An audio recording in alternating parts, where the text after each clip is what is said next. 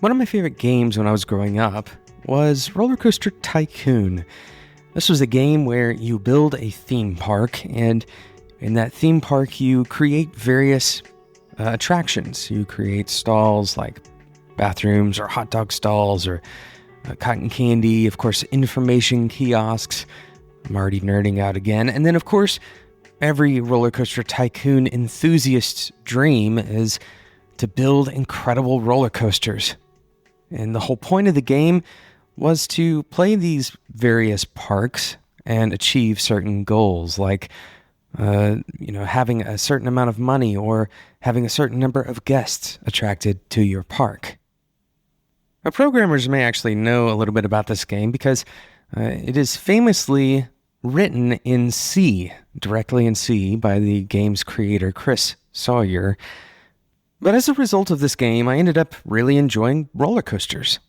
And I would go to Six Flags or to Cedar Point, and the roller coasters were a lot of fun. Now, this is kind of strange. It's strange behavior that humans engage in, where we do something that is thrilling. And it's thrilling because, well, we're going to talk about why it's thrilling, and then we're going to talk about how this can apply to our careers as well. My name is Jonathan Cottrell, and you're listening to Developer Tea, and my goal on this show is to help driven developers connect to their career purpose and do better work so they can have a positive influence on the people around them. A lot of what we do on the show is we explore these strange ways of behaving that we have, and really specifically to developers, how those behaviors, how they play out in our careers. We do this very often on the show. We explore biases and those kinds of things. In today's episode, we're going to explore this idea of the roller coaster just for a brief moment, and then apply this to how we see our careers and how we see code, for example.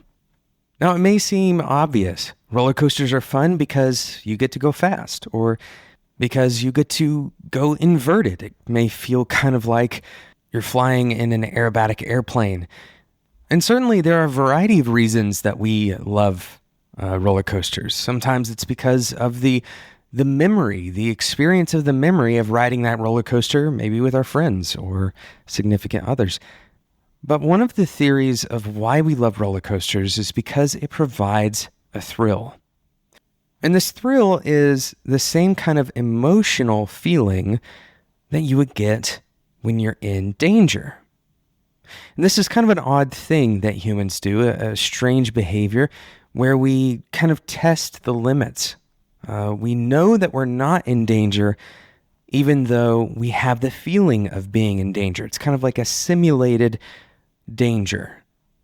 What's interesting is we also get the same feeling when watching thrilling movies, when we watch a psychological thriller, for example, or a horror film. And not all of these thrilling things are, in the same taste category for everyone. Not everyone enjoys roller coasters, and not everyone enjoys horror movies. But the underlying truth here is that our emotions play a huge role in how we make choices. This is obvious, right? Of course, we're going to make different choices when we are lethargic or when we're otherwise unmotivated. Our emotions play major roles in the larger decisions that we make. But very few people that are standing in line at a roller coaster are actively thinking, I'm very excited because I know I'm getting ready to trick my body into believing that it's in danger, but I know that I'm not. In other words, our emotions are maybe difficult to describe. Our processing of the world, we may have a cognitive processing that doesn't really pay attention to the underlying processing. The idea here is that there are ways that we may make decisions, things that influence our decisions in ways that we don't really understand, that we can't really articulate. Because again, very few people would say that they enjoy roller coasters because it feels like danger, even though it's not. So, what are some ways that this concept can apply to our careers and to our coding behaviors? Well, one of the ways that we can think about pretty immediately is how we choose our tooling. And there's a lot of different heuristics we use for this. For example, the concept of the zeitgeist, or the kind of the meta community around a given tool.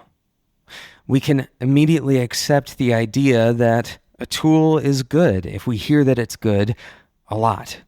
The example that comes to mind most immediately is React. Now, you may be trained on what parts of React are good, why it's good, why it exists, why it's better than the next best thing. But perhaps we choose some of our tooling because a lot of other people chose it. Because we want to conform to some social norm, or maybe because we're excited about change, about dynamic tool sets. Maybe part of why we don't want to keep one tool set is because, we don't want to become bored. Maybe we fear the idea that we're stagnating.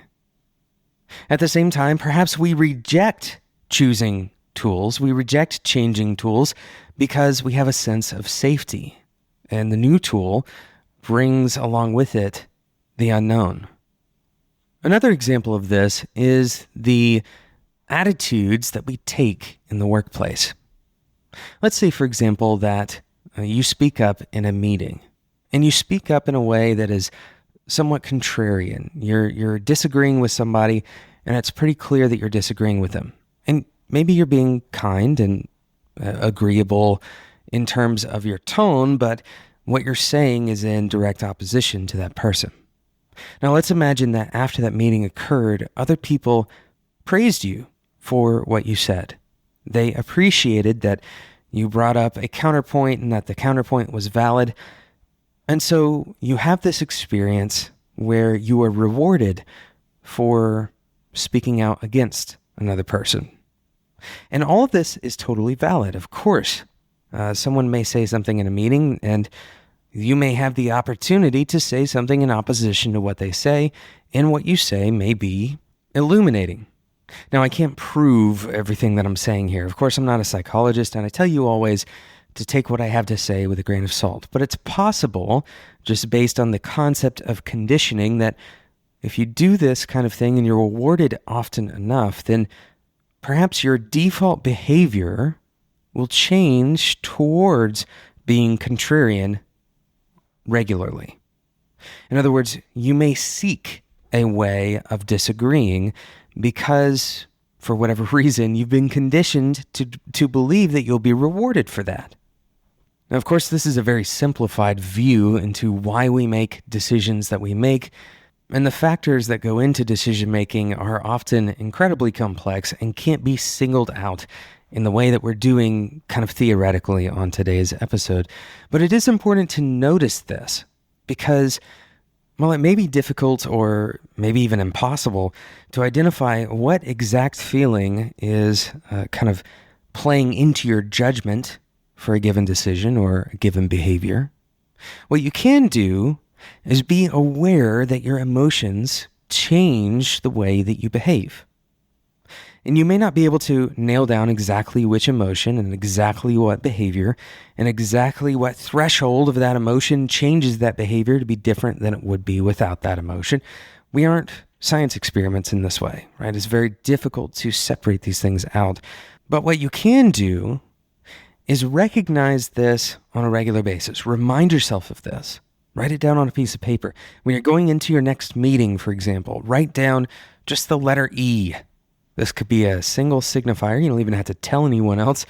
This could be a signifier to remind you that your emotions exist. Now, why would we do this?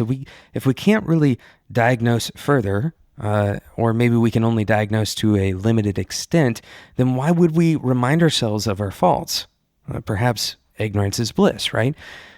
Well, we remind ourselves of this reality because when we lean on other people, we get a different mix of emotion. We get a different perspective that may not be as affected by a given emotion. For example, a non-programmer may not understand the value of switching to a given tool. Perhaps they don't have the social norms to adhere to that you do as a developer. Perhaps another person doesn't have the same kind of conditioning that you have. And so when you are acting a particular way by default, maybe they can help you see that you act that way by default and help you come up with strategies to address that. So the whole point of this is that we have to rely on others and that we have to stay aware of our own humanity, of our own faults, our own fallibility, because we're always going to have emotions and our emotions are always going to change. And because our emotions are always with us, they will always have an effect on us.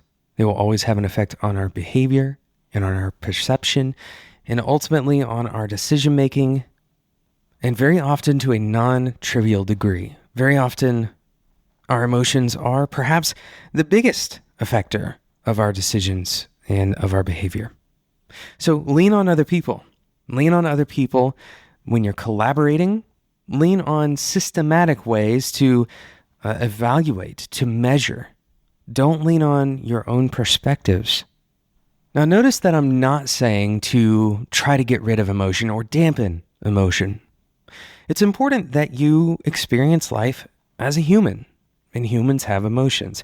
It's very important that humans have emotions. It's how we got to where we are, and it turns out that emotions are incredibly important for collaboration.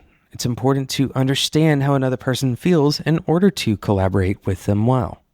So the advice that I have is not to try to ignore your emotions or to become cold, but instead to recognize how those emotions affect your behavior and your decisions.